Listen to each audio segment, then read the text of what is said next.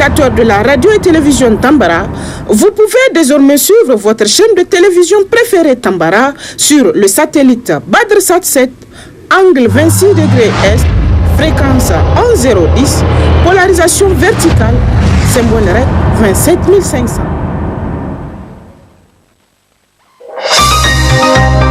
Suivez le journal avec STM Transport Voyageurs, une nouvelle façon de voyager.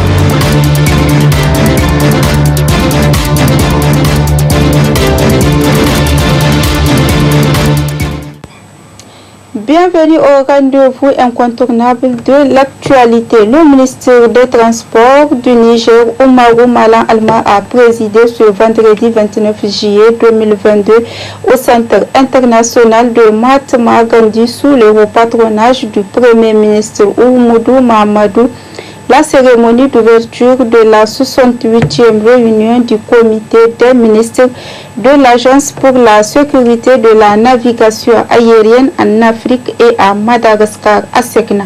Le compte rendu de la rédaction.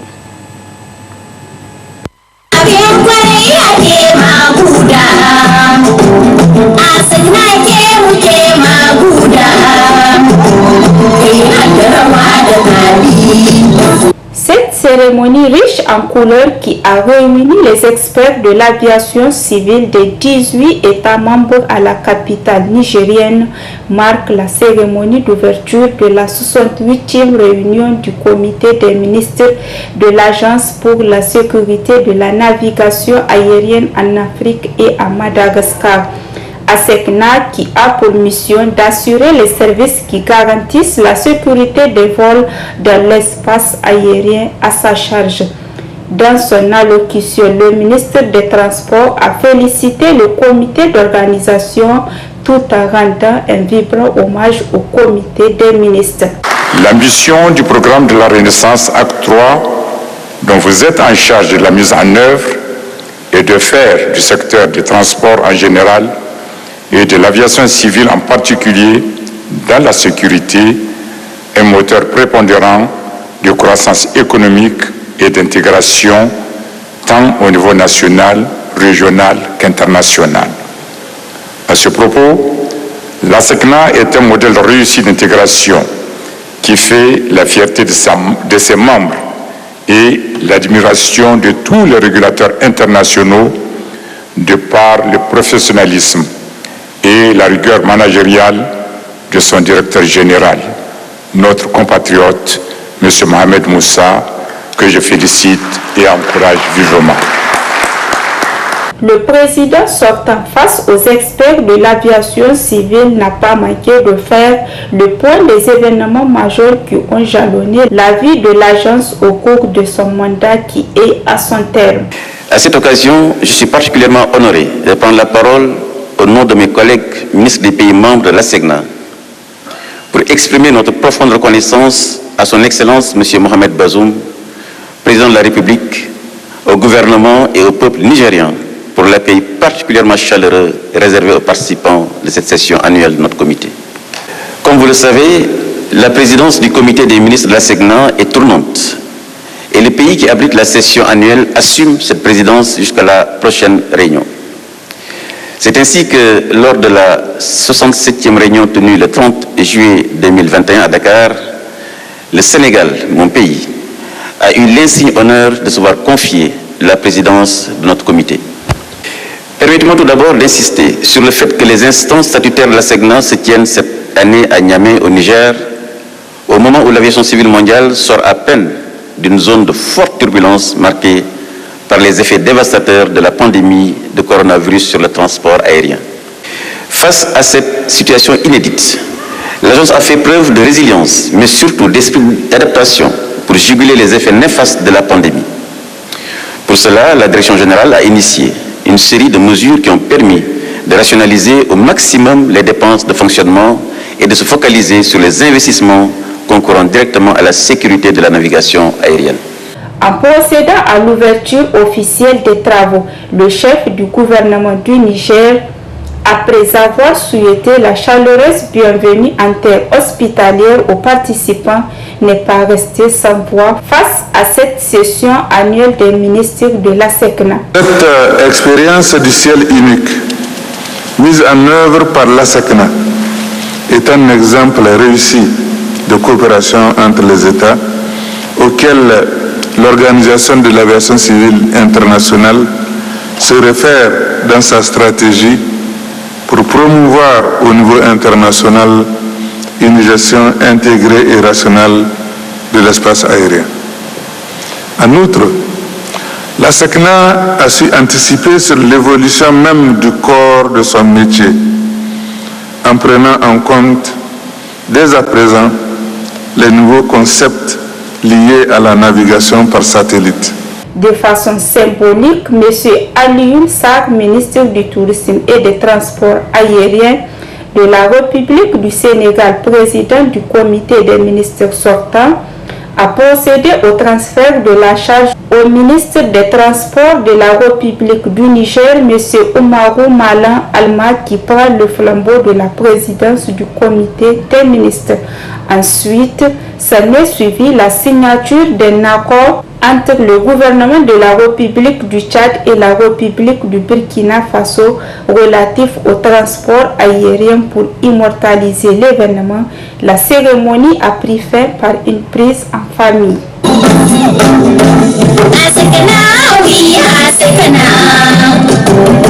Agence pour la sécurité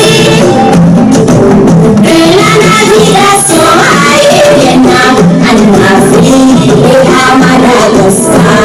La SECNA navigue et la lumière jaillit sans son croissant au service des nations. Démocratie au Niger, où en est-on 31 ans après la conférence nationale souveraine?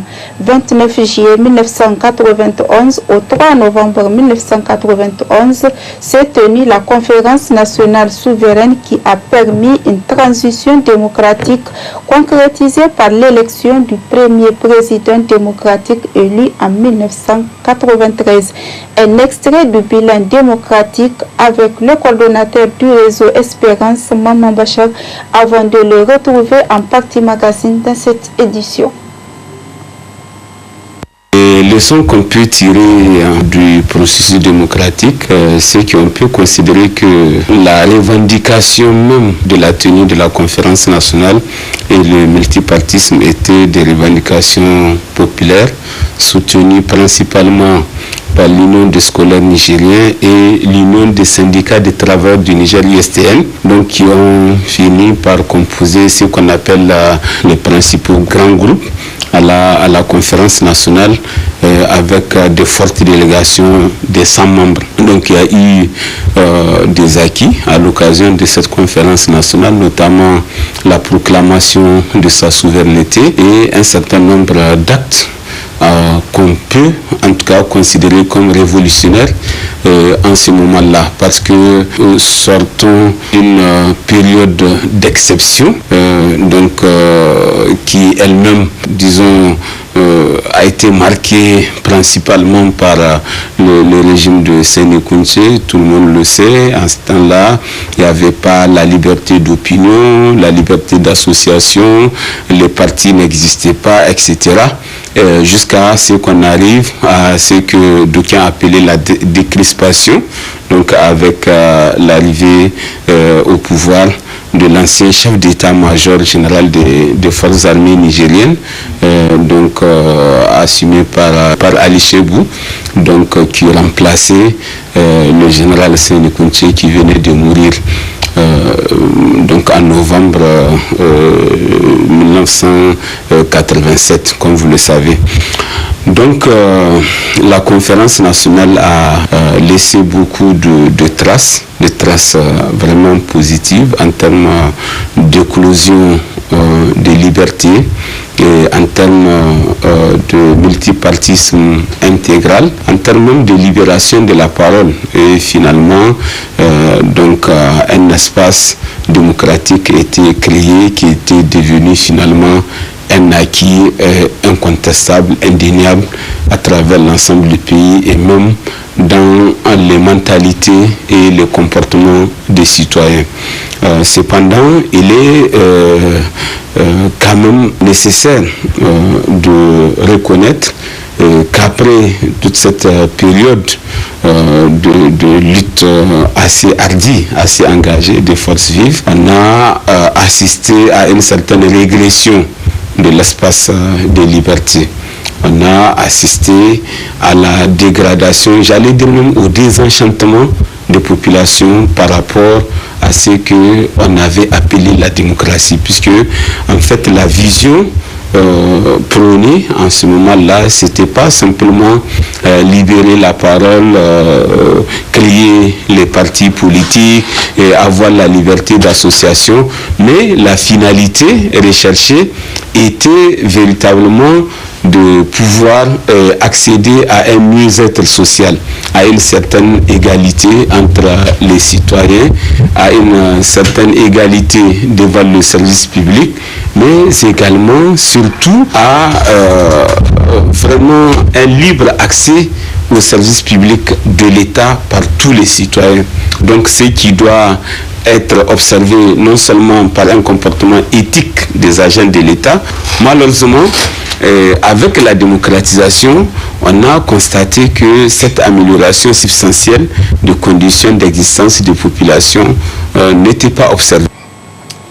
Dans cette édition, l'Office central de répression de trafic illicite des stupéfiants Okertis a démantelé un vaste réseau de trafic de drogue opérant à Niamey et ses alentours. Une importante somme d'argent, des bijoux précieux, des drogues et des engins à deux roues ont également été saisis avec eux. Les détails avec la commissaire de police Nana Echatoubako. Démantèlement d'un réseau de trafic de drogue à Niamey. Le 8 juillet 2022, l'Office central de répression du trafic illicite des stupéfiants Okertis recevait une mise à disposition d'un individu interpellé par le commissariat de police de Bukoki pour fait de drogue. Les enquêtes effectuées sur l'intéressé pendant sa garde ont laissé apparaître des liens avec un important réseau de trafic de stupéfiants structuré dans la région de Niamey. Les investigations menées au cours des semaines qui ont suivi ont permis de mettre en évidence l'existence d'un vaste réseau de trafic de tramadol établi à Niamey et ses environs, de cerner son mode opératoire et d'identifier les trafiquants. Au regard de ce qui précède, une opération d'envergure organisée par l'Okertis le 26 juillet 2022 à Niamey et à Yaboni, village situé non loin de Sagagourou, a donné les résultats ci-après. 5 individus de nationalité nigérienne interpellés, dont le chef du réseau. 339 364 comprimés de tramadol de marque royale 225 mg et 8000 comprimés d'Exol ont été saisis. Plusieurs autres biens en espèces et en nature ont également été saisis. Il s'agit de 3 véhicules, 2 motos, un acte de cession, des bijoux en or de contrefaçon, un chéquier et la somme de 5 98 445 francs CFA. La drogue saisie provient de l'Inde, par voie maritime jusqu'au port de Tema au Ghana, avant d'être chargée et dissimulée dans les camions de transport de marchandises à destination du Niger via le Burkina Faso.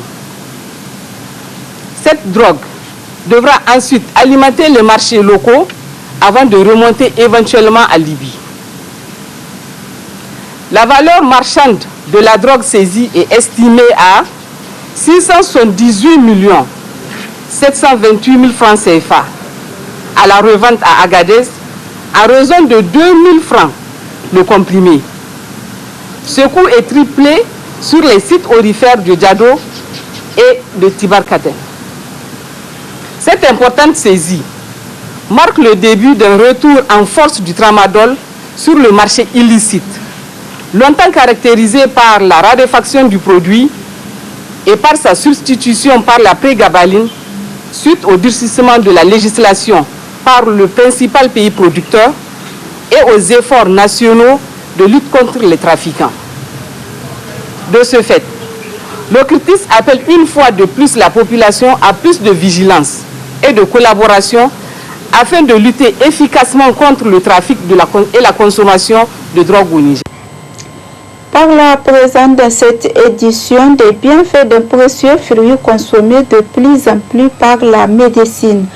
Il s'agit de Garcinia Cola. C'est un reportage réalisé par Amina Abdelmoumouni et Abdel Nasser Abdou.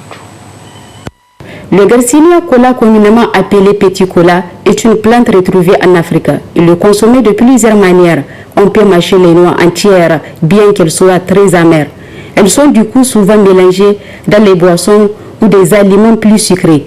Le petit cola peut être transformé en poudre, puis mélangé avec du café, du thé ou même du chocolat. Le miel ou le citron vert sont aussi ajoutés au cola. Il est consommable par toute personne, sauf les femmes en état de grossesse qui peuvent le consommer après l'accouchement. Il possède de puissantes vertus curatives. À cet effet, il est utilisé comme élément de base dans la fabrication de nombreux médicaments, comme de nombreux fruits et plantes de la pharmacopée africaine. Le petit cola est très prisé et apprécié pour ses nombreuses vertus.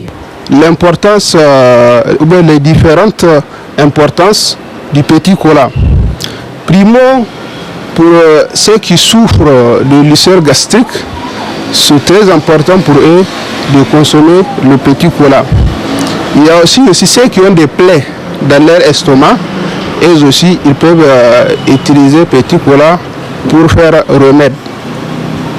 Il y a aussi le diabète. C'est comme le petit cola, tous ceux qui le consomment, on sait que c'est un peu amer. Donc c'est un peu conseillé aussi pour les diabétiques. L'essentiel, c'est de ne pas prendre une dose qui va dépasser 2 gosses par jour. Là aussi, c'est très efficace pour baisser le diabète. Il y a aussi le cancer. C'est aussi très important pour ceux qui souffrent de cancer d'utiliser ça de temps en temps. Il y a aussi le rhume de la poitrine, c'est-à-dire le rhume qui provoque une infection au niveau de la poitrine. Là aussi, le petit cola intervient pour y remédier à ce problème-là. Côté des femmes aussi, il y a les femmes qui souffrent du kyste et fibron. Là aussi, elles peuvent utiliser le petit cola pour faire des remèdes. Surtout pour son rôle prépondérant dans la santé des individus et aussi de celle des couples. Il est fortement conseillé de consommer régulièrement, mais avec modération. Autre aspect de l'actualité avec le studio Kalangu. Appelé Zazehe Dongandi 33 tours ou Afrique en danger selon les régions, cette pâte à base de farine de mil ou de maïs est assez représentative de la vie au Niger et dans certains pays de la région. Suivez plutôt.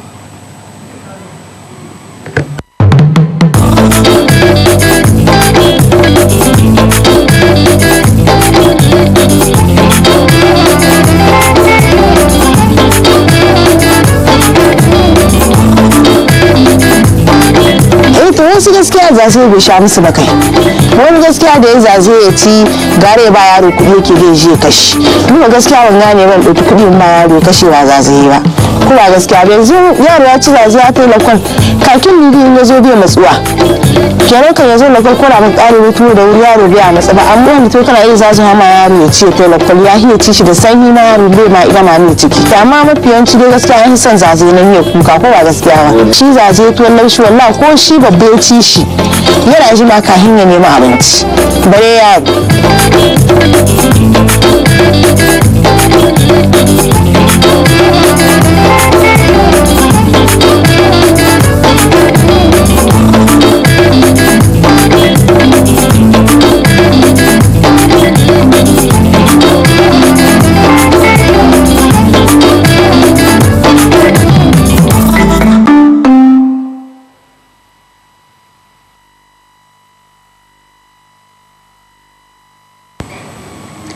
Place à présent la partie magazine de cette édition consacrée à une analyse de la démocratie au Niger faite par le coordonnateur du réseau Espérance à son 31e anniversaire. Très bonne réception et au revoir. Les leçons qu'on peut tirer du processus démocratique, c'est qu'on peut considérer que la revendication même de la tenue de la conférence nationale et le multipartisme étaient des revendications populaires soutenues principalement par l'Union des scolaires nigériens et l'Union des syndicats des travailleurs du Niger, USTN, donc qui ont fini par composer ce qu'on appelle les grands groupes, les principaux grands groupes à la conférence nationale avec de fortes délégations de 100 membres. Donc il y a eu des acquis à l'occasion de cette conférence nationale, notamment la proclamation de sa souveraineté et un certain nombre d'actes qu'on peut en tout cas considérer comme révolutionnaires en ce moment-là, parce que nous sortons d'une période d'exception qui elle-même, disons, a été marquée principalement par le régime de Séné Kountché. Tout le monde le sait, en ce temps-là, il n'y avait pas la liberté d'opinion, la liberté d'association, les partis n'existaient pas, etc. Jusqu'à ce qu'on arrive à ce que d'aucuns appelaient la décrispation, donc avec l'arrivée au pouvoir de l'ancien chef d'état-major général des forces armées nigériennes, assumé par Ali Chebou, qui remplaçait le général Séné Kountché qui venait de mourir en novembre 1987, comme vous le savez.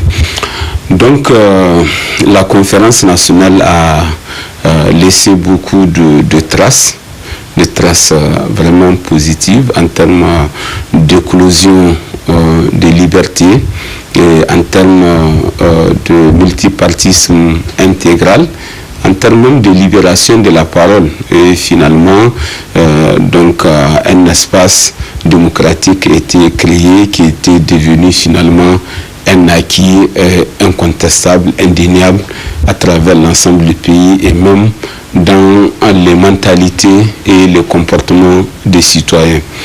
Cependant, il est quand même nécessaire de reconnaître qu'après toute cette période de lutte assez hardie, assez engagée des forces vives, on a assisté à une certaine régression de l'espace des libertés.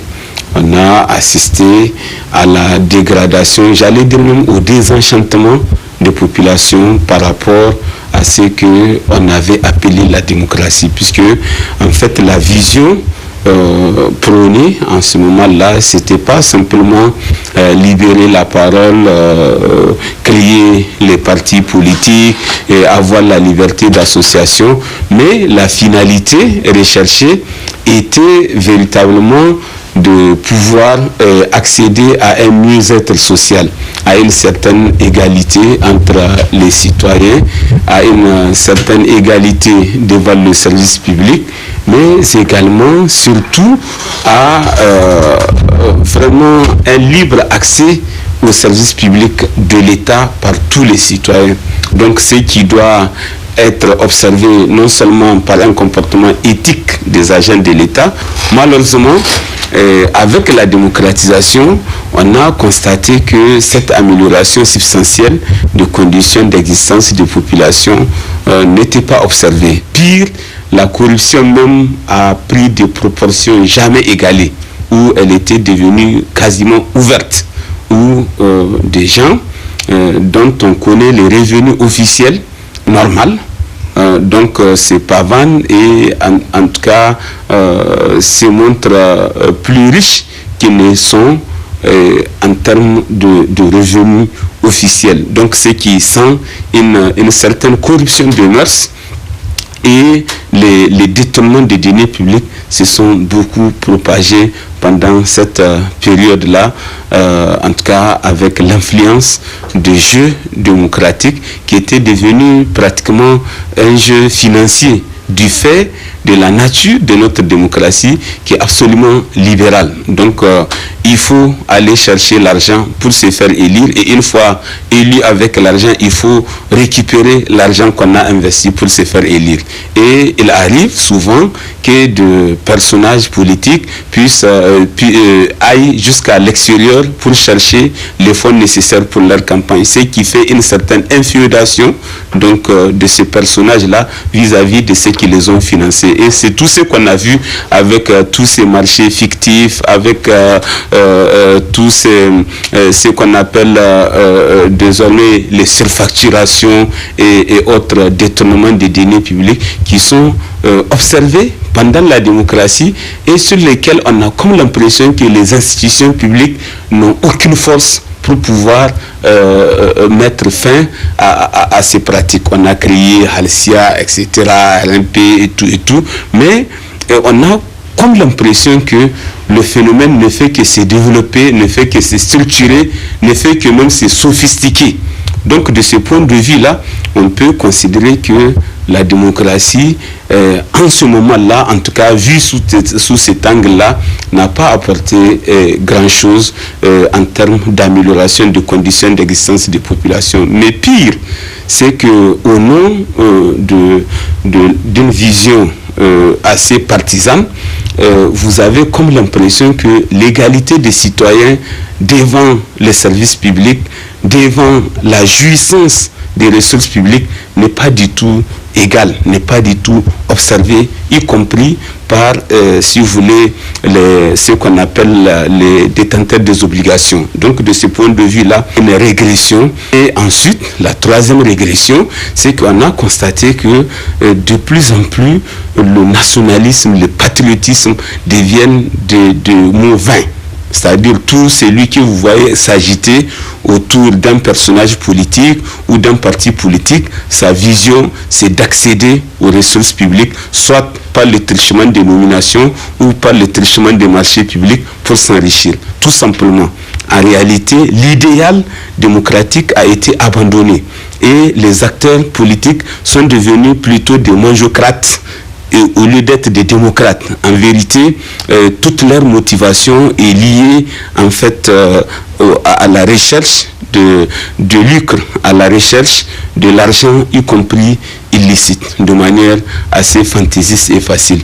Donc, ce que ailleurs on appelle les emplois fictifs, ici est devenu comme une norme, où vous allez voir un personnage public peut se permettre de nommer 300, 400 conseillers et alors que l'institution elle-même est composée des acteurs qui sont censés faire un travail de qualité au nom de tous et dans l'intérêt de tous. Donc de ce point de vue-là, vraiment il y a eu des régressions qui ont été observées. Mais la pire des régressions, c'est qu'on a de plus en plus l'impression que les acteurs politiques ne croient même plus à la sincérité des jeux démocratiques. C'est-à-dire les gens ne s'investissent pas, ne se battent pas autour des projets de société, autour des programmes politiques et aller à la conquête des suffrages populaires pour gérer l'État au nom de la population, au nom de l'intérêt général. On a comme l'impression que de plus en plus les acteurs prennent tous ces processus démocratiques-là comme un jeu truffé de tricheries, comme en vérité un jeu qui trompe les plus naïfs en vérité. Donc de ce point de vue-là, je pense que la conférence nationale doit être rééditée, doit être repensée et on doit faire un réexamen de conscience pour un peu rattraper donc l'abîme vers lequel nous sommes en train de nous précipiter. Il faut que nous puissions restaurer l'instruction civique et morale. Il faut que nous parvenions à beaucoup plus outiller nos jeunes gens sur les principes démocratiques, sur les valeurs démocratiques, sur les valeurs de citoyenneté, sur les valeurs de la République. Puisque sans patrie, sans nation, et j'allais dire sans patriotisme, on ne peut pas construire un État. On ne peut pas être tous du n'importe quoi pour faire du n'importe quoi, pour arriver à n'importe quoi. Voilà un peu la lecture que j'ai faite par rapport à cette question de la conférence nationale, qui était une histoire vivante, vécue, avec des larmes, avec des sueurs, avec des vibrations intenses. Les gens croyaient, les gens avaient des aspirations légitimes. Ils pensaient que c'était fini la dictature, ils pensaient que c'était fini les détournements des deniers publics, ils pensaient que c'était fini l'inégalité des citoyens devant la loi et devant les services publics. Mais à l'évidence, aujourd'hui, on se rend compte que en fait, les naïfs ont été trompés.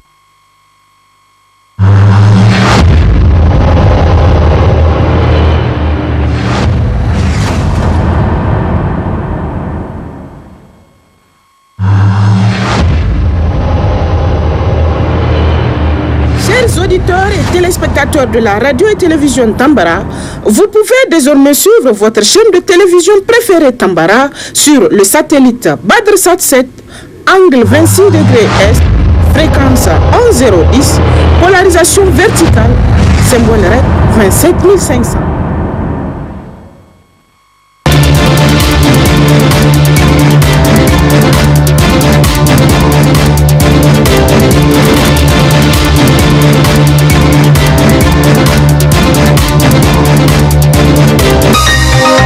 Ce journal vous a été présenté par STM Transport Voyageurs. Une nouvelle façon de voyager.